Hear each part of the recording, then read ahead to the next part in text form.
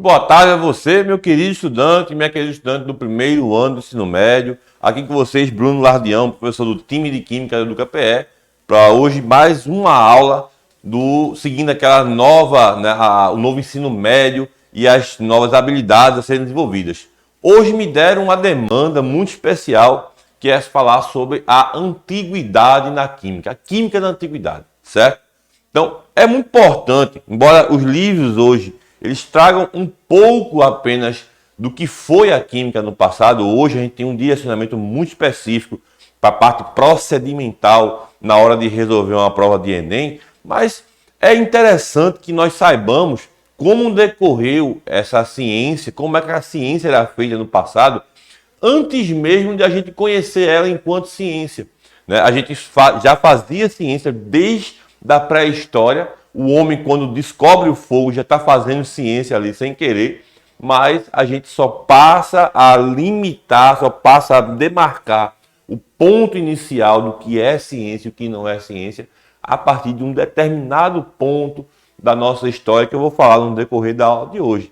Então, por que não, quando você está estudando modelos atômicos lá na sua escola no primeiro ano, você conhecer um pouquinho da história do que estava acontecendo naquela época no mundo, né? E aí talvez conseguir um pouco mais de lógica na questão de entender, no tocante a entender o que aconteceu e o que levou aquele cientista a descobrir ou levar a criar aquela teoria que foi aceita e hoje em dia figura nos livros didáticos que você encontra aí, não só nos livros antigos, mas também nos livros novos, né? Você conhecer, por exemplo, a história do empoderamento feminino, quando a Marie Curie foi uma das precursoras, pelo menos a mais famosa, que aparece também nos livros didáticos, falando sobre radioatividade, e dentre muitas outras mulheres que figuraram aí, que apareceram na história da química com as suas descobertas, com as suas contribuições para a ciência. Mas antes de a gente começar a falar, eu vou te dar, primeiramente, lembrar que é importante que você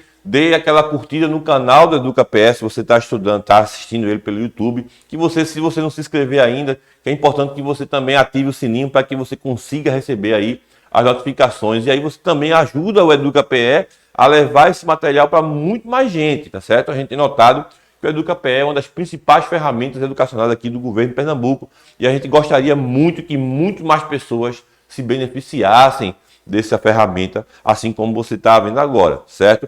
Então, se você quiser me acompanhar, minhas redes sociais estão aí na tela ao lado, você pode ver, tanto o Instagram como o TikTok, eu posto muito short lá no TikTok, e os vídeos do YouTube, onde eu gravo as minhas aulas em sala de aula, geralmente resolução de questões, eu estou colocando mais resolução de questões nos vídeos, e aí eu posto lá no YouTube se você também quiser me acompanhar, tá certo, pessoal? Bom, vamos falar um pouquinho sobre a evolução histórica. Imagine só como era antigamente, dá aquela ampliada na tela para o pessoal ver em casa. Então, ó, imagina só como era antigamente você comprar um simples refrigerante. Você tinha que pegar na sua despensa, lá no seu depósito, aquele vasilhame de vidro, né? Isso estou falando de refrigerante, que é uma coisa já bem moderna, certo? Você vai pegar lá o vasilhame de vidro, levava na mercearia ou na barraquinha próximo à sua casa, e aí você trazia, trocava a garrafa vazia por um cheia e pagava apenas pelo líquido. Hoje até que acontece isso, mas se você observar na imagem de baixo, você consegue perceber que as garrafas de plástico dominaram bastante pela versatilidade de você poder, além de fabricar diversos volumes diferentes, você também não ter mais a necessidade de estar transportando garrafa de vidro. Isso aí é um assunto que normalmente se estuda quando está trabalhando polímeros na sua escola, lá por volta do terceiro ano do ensino médio. Mas aí também cai na seguinte situação. A gente ganha na praticidade, divide comigo, ganha na praticidade, porém a gente acaba sempre tem um ônus e tem um bônus, né? Toda vez que a gente vê um bônus, ficou prático hoje em dia, a gente pode comprar uma garrafa PET, depois terminou, joga ela fora, joga ela no lixo. E aí, qual é a consequência disso, né? Certo? Tá certo? Então, leia o que está aí no texto agora para a gente entender melhor, só para a gente pegar a vibe da problemática da aula de hoje. Você já se perguntou como seria a nossa vida hoje sem os plásticos, tecidos, cosméticos, detergentes, tintas, medicamentos, desinfetantes, alimentos em conserva, combustíveis. Então, tudo isso hoje em dia, logicamente, você tem a praticidade do mundo moderno de chegar numa barraquinha, em qualquer esquina, e adquirir coisas que estão aí citadas nesse texto. Mas será que sempre foi assim? Será que, por exemplo, no começo do século, era tão fácil assim, por exemplo, eu chegar e numa farmácia e conseguir um paracetamol, ou conseguir... Hoje em dia eu estou com dor de cabeça, tomo um paracetamol, tomo uma dipirona. Será que era fácil antigamente? Hoje em dia, se algo está sujo, eu vou lá no armário, pego um desinfetante, lavo o prato com detergente líquido, eu faço, abasteço gás natural no meu carro, boto gasolina ou álcool se for o caso. E isso é relativamente fácil hoje em dia. Mas será que vamos voltar aí, tipo uns 700 anos atrás, será que a gente tinha essa mesma facilidade? Como que era antigamente adoecer na idade medieval? Imagine quantas pessoas já morreram por uma simples gripe, por não conhecer, não ter a tecnologia. Imagine agora a gente que acabou de sair, né, de uma situação de pandemia, a gente não ter, conseguir obter uma vacina em pouquíssimos meses, coisa que na época se demorava anos para se conseguir uma medicação adequada para isso. Então, a história da química, ela nos mostra que já se fazia ciência naquela época, logicamente, com o desenvolvimento do homem, a gente acaba criando novas circunstâncias, de modo que a gente desenvolve tudo muito mais rápido hoje em dia. Certo, pessoal? Então, olha no próximo slide que a gente tem aí.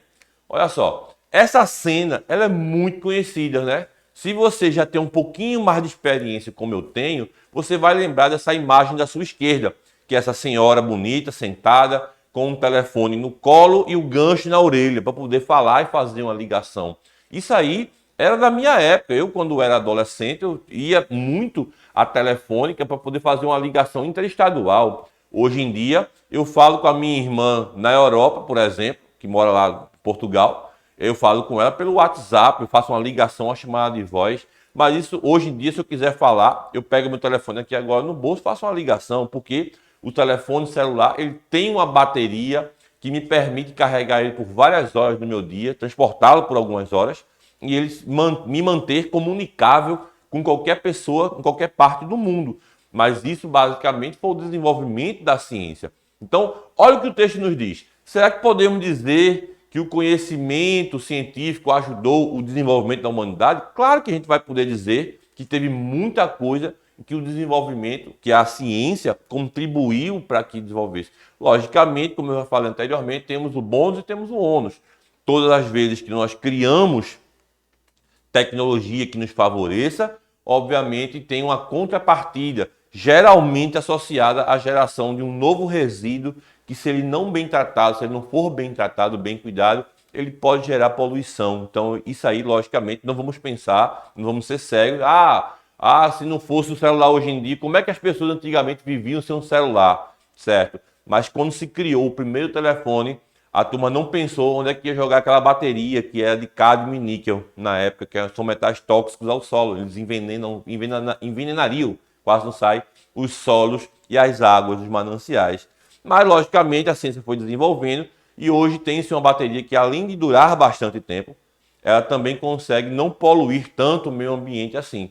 E os descartes são muito mais logísticos, vamos dizer assim, no ponto da logística reversa, que você pode retornar ela ao seu fabricante. Mas, sem dúvida nenhuma, viver sem um celular hoje em dia seria muito complicado. Quando eu estava fazendo essa aula de hoje para a gente, eu estava pensando, cara, eu fico imaginando como é que se eu pudesse voltar no tempo, como era, por exemplo, eu não ter um computador para fazer as minhas atividades rotineiras, como que seria, por exemplo, não ter um telefone para me comunicar com as pessoas, eu ter que mandar uma carta e essa carta demorar meses para chegar no seu destino. Porque nem é tão tempo assim, porque praticamente assim, quando eu precisava falar com a minha irmã, que já morava na época na Europa, eu mandava uma carta para ela, ela chegava com 25 dias, 30 dias no destino dela. Hoje em dia, um zap já resolve, né? Coisa de minutos, ela me responde, oi, tô bem, e você? Pronto, assim já resolvido, certo? Mas isso tudo remete ao avanço da ciência, certo? E a história mostra muita coisa disso aí. No próximo tela, a gente pode dizer o seguinte, vamos fazer a demarcação, vamos falar dos primórdios, né? A gente pode dizer que a química, ela passa a ser considerada uma ciência moderna a partir do século XVIII, certo? Aí, nesse período, o conhecimento passou a ser adquirido de maneira mais sistêmica. Observe que a gente vai falar um pouco sobre a questão da alquimia, certo? A alquimia, ela misturava não só a ciência, né, a vontade de conhecer, mas também misturava um pouco de religiosidade, um pouco de crença, um pouco de misticismo envolvido tudo aí. Por exemplo, acreditava-se que eu poderia conseguir uma substância química líquida, uma solução, um xarope, um elixir, que a turma chamava muito na época de elixir, que eu poderia ter a vida eterna, né? Eu poderia tomar esse líquido e viver para todo sempre. Um rei pensou que poderia tocar nas coisas e virar ouro, que é a história de Midas, né? Se você olhar os livros da ciência, da história da química, tem muitos livros no mercado que você pode consultar. E aí fala de muitas passagens lúdicas assim, e até mesmo míticas sobre a questão da história da química, né? Essa da teoria do Midas, que tudo que ele toca vira ouro, que por isso ele até morreu. Temos a questão do desconhecimento do Ícaro, né? Que ele sonhou em voar e conhecer, chegar até o Sol voando, mas aí supostamente a cera derreteu e ele caiu porque ele não conhecia a propriedade do ponto de fusão baixo da cera, né? Os cerídeos, eles têm geralmente ponto de fusão mais baixo e não suportam calor. Então tudo isso foi desenvolvido meio que naquela época onde a gente não tinha uma sistematização do conhecimento químico. Já a partir do século XVIII, a gente vai lá com Lavoisier, né? Os livros demarcam Lavoisier como como marco zero do conhecimento científico, que a gente começa a ter um pouco mais de sistemática, de sistematização nesse conhecimento. Certo, pessoal? E aí, o que a gente ganha? A gente passa a observar, né? Passa a ter a observação, a experimentação, o cálculo, o raciocínio lógico, tudo atrelado à forma de se fazer ciência. Aí, a partir disto, a forma como a construção do conhecimento químico e o desenvolvimento de suas aplicações práticas começou a ser acelerado. Observe que você no primeiro ano está pagando agora, volta comigo, a partir de agora, nesse primeiro ano, você que está no novo ensino médio, está passando por um momento de conhecimento científico, ou seja, metodologia do ensino de ciências ou conhecimento científico. É uma disciplina que faz parte da nova trilha do novo ensino médio. Então, imagine só que seu professor agora está trabalhando com você o conhecimento científico, a introdução ao conhecimento científico. Então, para que isso aconteça, ele vai gerar hipóteses, teorias, teoremas às vezes, dependendo da situação, experimentar aquilo que você imaginou, testar se aquilo funciona, se funcionar, cria-se uma lei ou tenta refutar-se essa teoria, né? Porque refutar, duvidar daquilo que se descobre também é conhecimento, né? Não pense você que conhecer algo, consegui descobrir que o céu é azul. Calma, vamos tentar.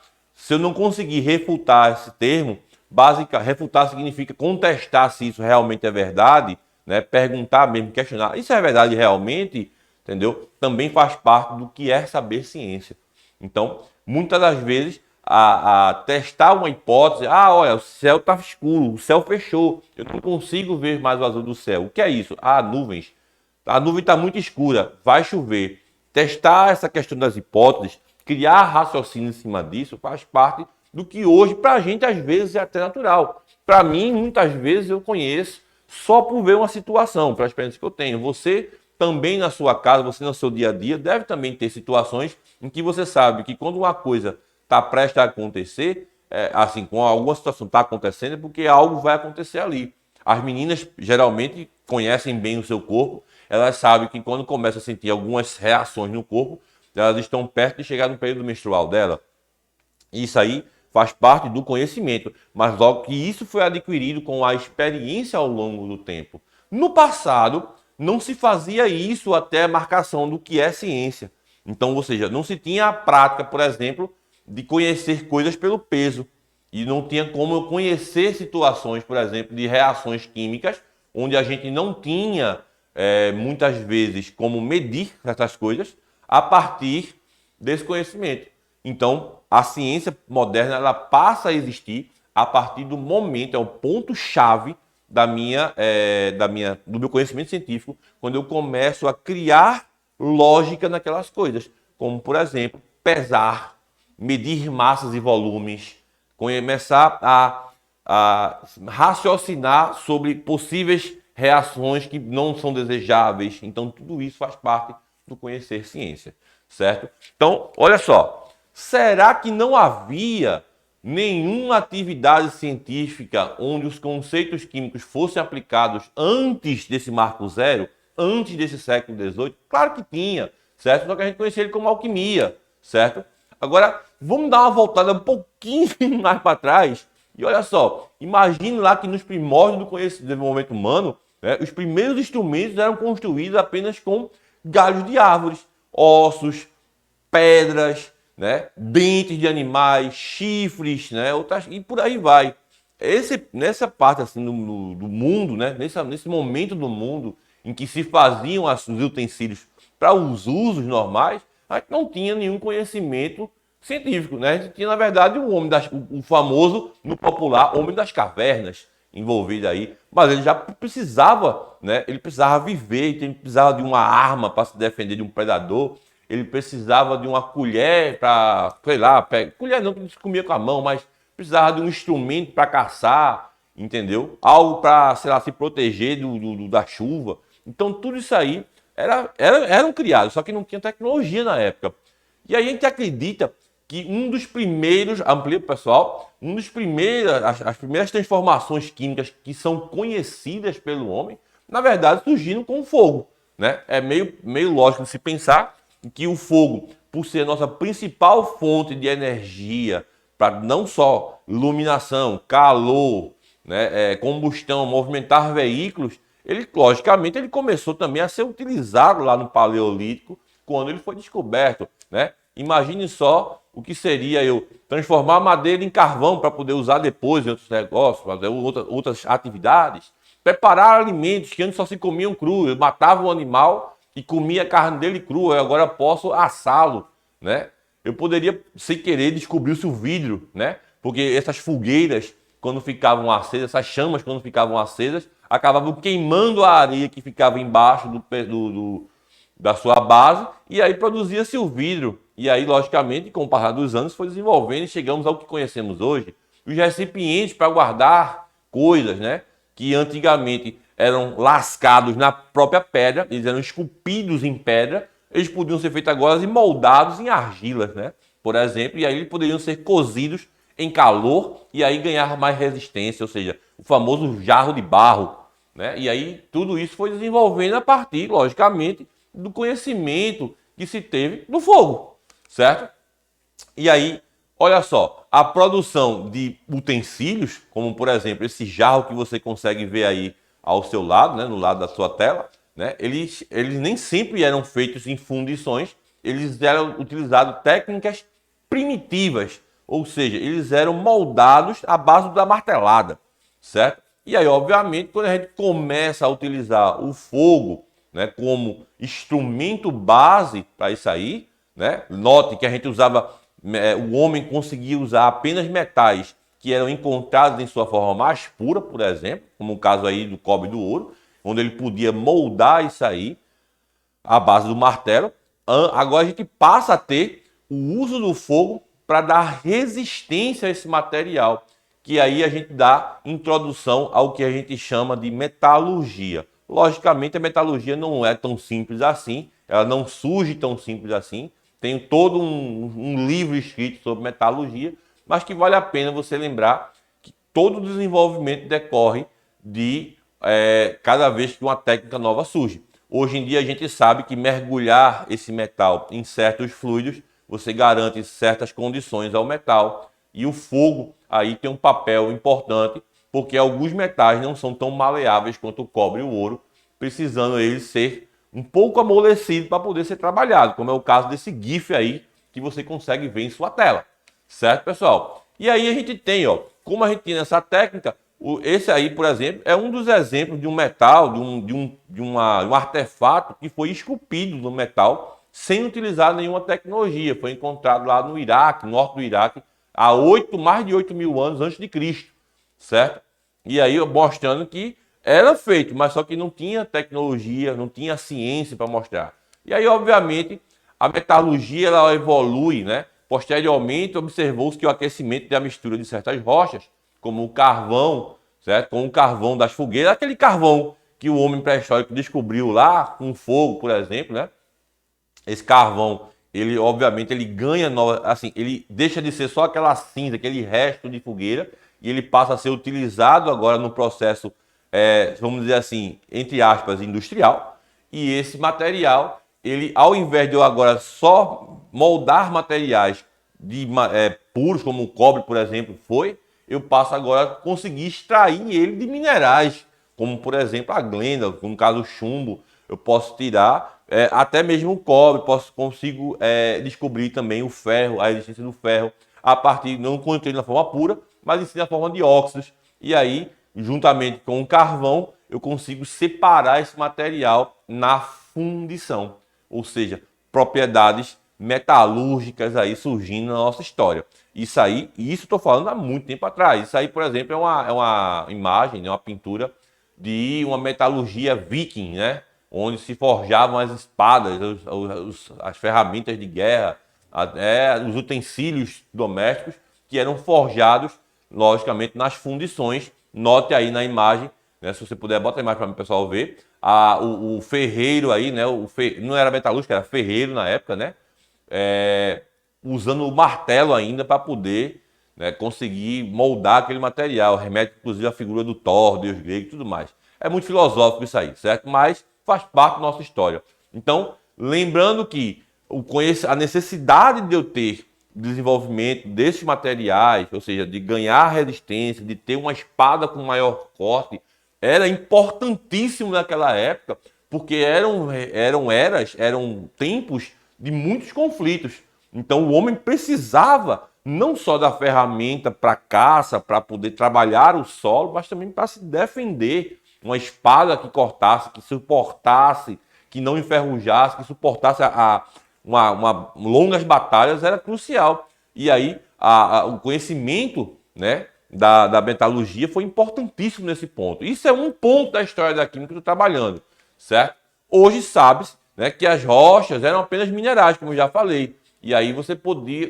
Isso ajudou muito no desenvolvimento de outras técnicas, tá certo, pessoal? Vamos dar uma avançadinha, que você olha nesse quadro aí agora, alguns metais, né? Obviamente, como eu consegui derreter metais a partir da fundição, eu consegui ter as ligas metálicas.